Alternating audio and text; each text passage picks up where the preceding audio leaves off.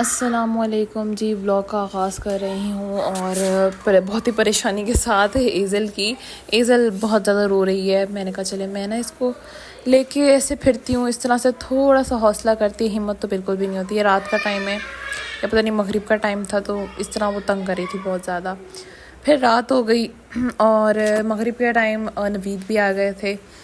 खैर शुक्र है वो आ गए थे, क्योंकि जो ये वाली रात थी ना मेरे लिए बहुत खौफनाक थी। मुझे 102 पर फ़ीवर रहा है और इतना तेज़ फ़ीवर कि मुझे कोई हाथ लगाता था ना वो तौबा तौबा कर रहा था कि हमारे हाथ तो जल रहे हैं, इतना सेक निकल रहा था। खैर पूरी रात अजाब देखने के बाद मेडिसिन भी मैं वक्तन देती रही हूँ, सब मुझे देते रहे हैं। और फिर मॉर्निंग हुई है। मॉर्निंग में अब्बू ने मुझे दलिया बना के दिया। अब्बू ने कहा इस तरह सा ना दूध डाल के इसमें दे दिए, इसको आप पी लो या खा लो जो दिल करे। कि अभी रोटी ना खाओ, ज़ाहिर है उल्टी सी भी आ रही थी फ़ीवर में, इस तरह होता है मेरे ख्याल से, लेकिन मुझसे नहीं खाया गया। मैंने हाफ़ खाया, हाफ़ वापस फ्रिज में जाके रख दिया, लेकिन अब्बू को नहीं पता कि मैंने वापस जाके रख दिया है। और दलिया खाने के बाद मैंने फिर मेडिसिन ली है, एक एंटीबायोटिक ले लिया और साथ में पेन किलर पैनाडोल ले लिए, क्योंकि बुखार बहुत ज़्यादा है। मतलब पेन्स थी बॉडी में बुखार की वजह से थी आज तो।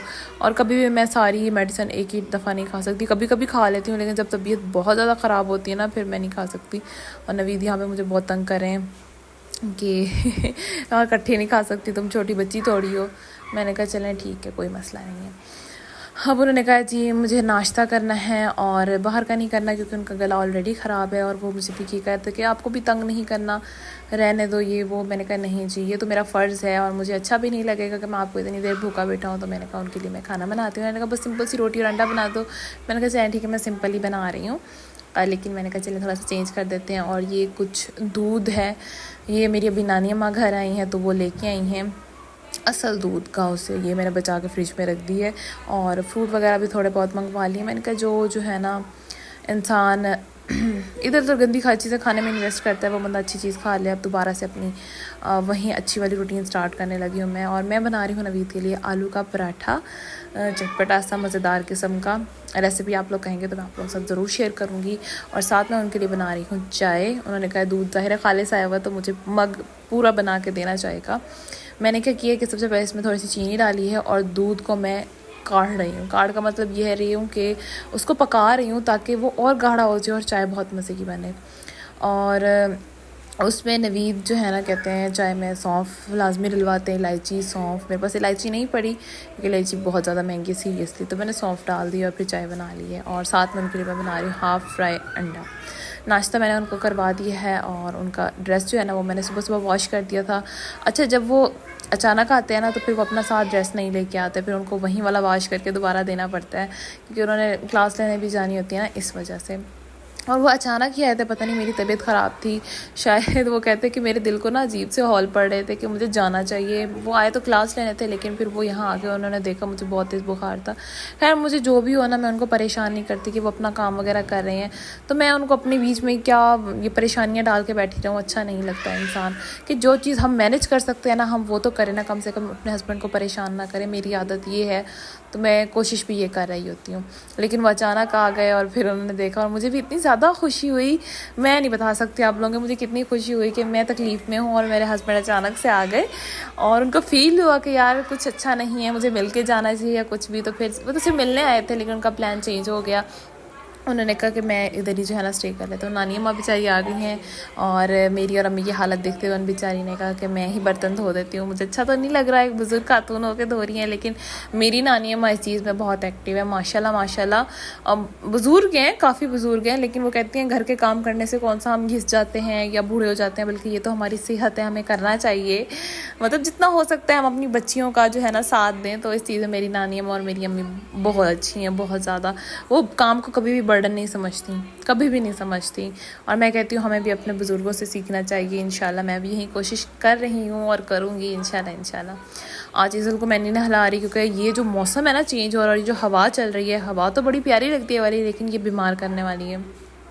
अब्बू ने मुझे कहा कि बेटा इसको नहीं नहलाना, क्योंकि इसका जिस्म हल्का हल्का गर्म हो रहा था, मुझे पता है इसको फीवर होने लगा है और शाम तक हो गया था। फिर मैंने क्या किया, वाइप्स लेके ना इसको अच्छे से क्लीन किया, इज़ल को कपड़े वगैरह चेंज किया, क्योंकि एक ही कपड़े में ड्रेस में अगर दूसरा दिन गुजारना शुरू करे ना बहुत चिड़चिड़ी हो जाती है, बहुत तंग करती है। क्योंकि मैंने शुरू से इज़ल की आदत बनाई है कि उसका मैं सुबह शाम ड्रेस चेंज करना होता है, माशाल्लाह से उसको रोज़ शावर देना होता है, इवन दिन में 3 बार मैं शावर देती रही हूँ, उसको हर टाइम साफ़ सुथरा रखना होता है, तो बच्चे की आदत बन जाती है, इस वजह से ना फिर तंग करती है। आज मैं आ चुकी हूँ आप लोगों के साथ और फ़िलहाल थोड़ा बहुत निज़ाम ठीक है, मतलब मेरी नानी माँ आई हैं घर में, पहले भी वो इधर रह रही थी तो मुझे काफ़ी हेल्प मिल रही थी, क्योंकि वो इज़ल को बहुत अच्छा संभाल सकती हैं, इतना कोई भी नहीं संभाल सकता जितनी मेरी नानी अम्मा संभाल सकती हैं।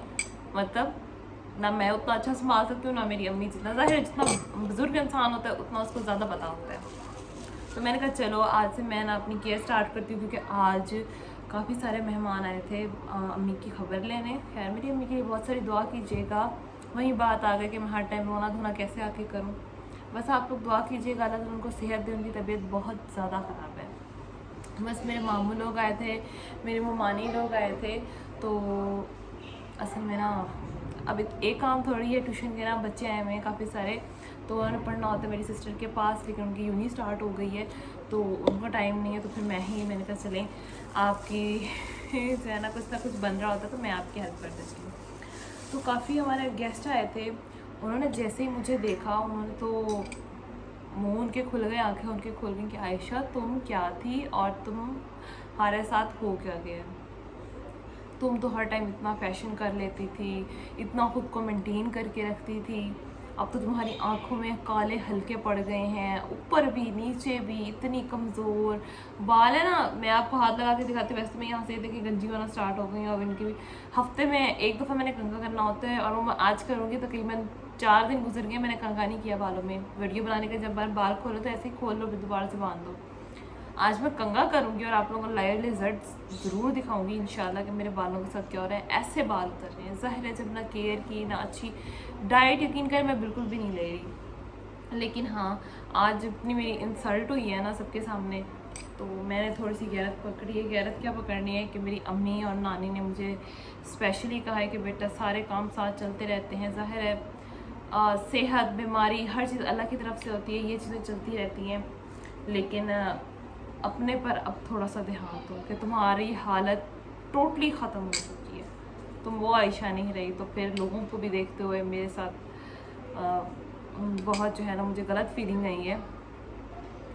तो ये एक मेरे पास टी शर्ट है खुली सी, ये मेरी अम्मी की टी शर्ट है, किसी दौर में मेरी अम्मी जो है ना पहन लेती थी, अम्मी की बहुत सारी हैं, अब तो बेचारी बीमार हो गई। मेरी अम्मी बहुत अप टू डेट रहती थी, खैर अल्लाह ताला उनको सेहत दे। तो उनकी ये खुली सी शर्ट मैंने उठा ली है, बहुत कंफर्ट इस जो है ना कंफर्टेबल है। अच्छा ठीक है, मैं आज से केयर स्टार्ट करने लगी हूँ, जो जिस काम के लिए मैं आई थी ना वो तो आप लोगों के साथ करना ही भूल गई। मैंने कहा चलिए आप लोगों के साथ भी मैं थोड़ा थोड़ा शेयर करूँगी कि मैं क्या क्या करूँगी, और फिर इंशाल्लाह रोज़ के लाइव रिजल्ट्स आप लोगों के साथ शेयर होंगे। अब ये नहीं होगा कि सिर्फ स्किन केयर करनी है, डाइट का ख्याल नहीं रखना, या डाइट का ख्याल रखना है स्किन का ख्याल रखना है, ऐसा बिल्कुल नहीं करना। आप अगर अफोर्ड नहीं कर सकते, जैसे कि मैं हूँ कि मैं इतने ज़्यादा हाई लेवल की ना ही स्किन केयर कर सकती हूँ, ना इतनी हाई लेवल की डाइट अफोर्ड कर सकती हूँ, लेकिन हाँ जितनी मैं पहले करती थी उस लिहाज में कि मैं किस तरह करती थी तो वो मैं आप लोगों के साथ शेयर करूँगी। अब उसके लिए ना मैंने 2 चम्मच सबसे पहले बेसन ले लिया है, ये मेरी मोस्ट फेवरेट चीज़ है, जो बेसन है ना मोस्ट फेवरेट चीज़ है। और उसके बाद एलोवेरा जेल, 1 चम्मच में एलोवेरा जेल डालूँगी इसमें, वैसे तो मेरे लिए 1 चम्मच काफ़ी था, ठीक है। और साथ में 1 चम्मच लूँगी मैं ग्लिसरीन, क्योंकि मौसम चेंज हो रहा है,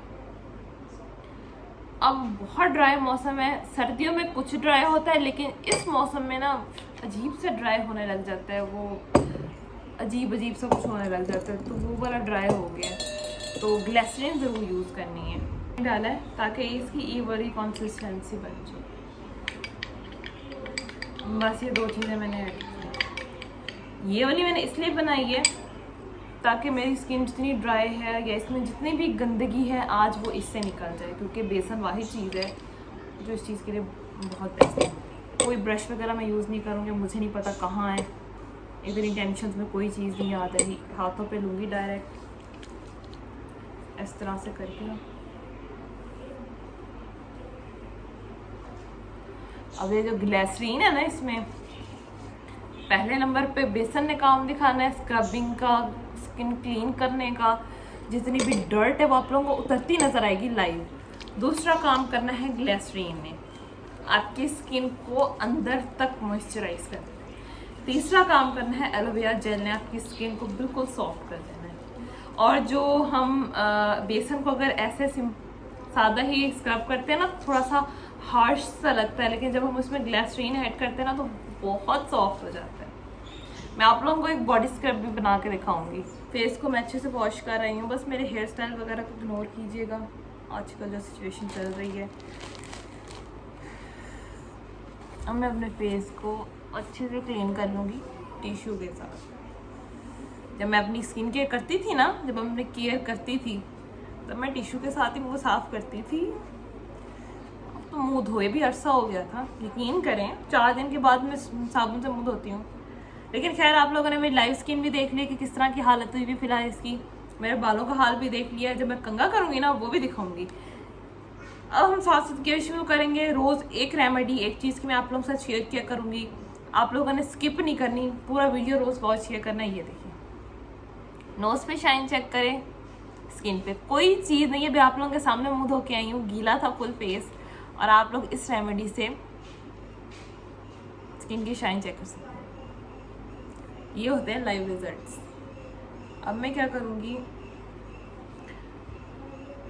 ईजल का लोशन चोरी करूँगी। मैंने ना जो अभी बचा है ना, मतलब जो भी मैंने रेमेडी यूज़ की है बची है, वो मैंने खतीजा को दे दिया। खतीजा बताओ कैसी लगी? तो ठीक है, ठीक है। अभी वैसे ही कर रही है, जब वॉश करके आओगी ना फिर दिखाना, बताना। सॉरी, मतलब रिव्यूज, ऑनेस्ट रिव्यूज होंगे। हाँ जी, ऑनेस्ट रिव्यू देना है। ये देखो मैं लोशन लगा रही हूँ। वैसे मेरी स्किन ऑयली है, लेकिन अब मौसम जैसे कि चेंज हो रहा है ना, तो इसलिए मैं लोशन इस्तेमाल कर रही हूँ। और ये जो बेबी लोशन होता है ना, ये वाला, ये जो जॉनसन का मैं यूज़ कर रही हूँ, ये बहुत ऑयली नहीं है। जैसे अगर आपकी ऑयली स्किन है ना, आप इसको सारा दिन भी लगा सकते हैं, बहुत अच्छा है ये। ईज़ल की चीज़ें चोरी करने का मज़ा ही अलग है। मैंने सुना था, मतलब अभी तक ऐसा हुआ था, हम अपनी बेटियां माओ की चीज़ें चोरी करती थी, मैं अपनी माँ की चीज़ें चोरी करके भाग जाती थी। कपड़े हो गए, मेकअप हो गया। लेकिन ये नया काम है कि माँ जो है ना वो बेटी की चीज़ें चोरी कर रही है। मेरी बेटी उठ चुकी है, चलें जी, बाय बाय।